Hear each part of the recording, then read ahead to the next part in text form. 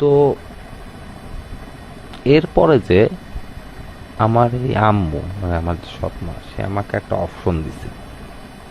আমার fashion designing নিয়ে পড়ার খুব ইচ্ছা ছিল, তা আম্মু আমাকে একটা অপশন দিল যে দেখো তোমার ছোটদার বেলায় তো একবার প্রবলেম হয়েছে, তুমি যদি চাও আমি তোমাকে তোমার বাবা কাকাকে বলে তোমার প্রাইভেটে পড়ার ব্যবস্থা করে দিচ্ছি, বাট তোমাকে একটা শর্ত মেনে যাইতে হবে।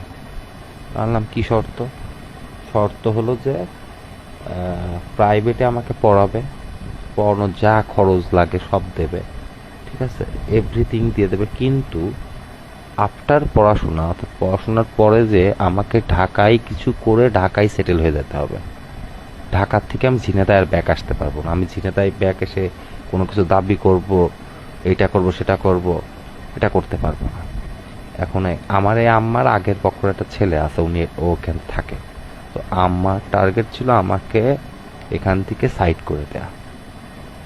তারপর পরে আব্বু আমাকে এই কথাটা বলছিল, ঠিক আছে। তার টার্গেট ছিল আমি মানে ঝিনাইদহে আমি কোনো কিছু দাবি করতে পারবো না, আমাকে ঢাকায় যে চাকরি মানে পড়াশোনার পরে যে আমাকে যেমন করে হোক কিছু একটা করে ওখানেই কিছু করে ফেলতে হবে, আমি ঝিনাইদহে ব্যাক আসতে পারবো না।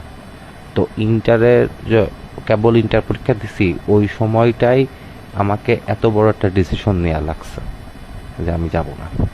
সো আমারও অনেক স্বপ্ন ছিল, অনেক কিছু ছিল, তো ওই জায়গাটাই সব মাটি চাপা দিয়ে দিছিলাম।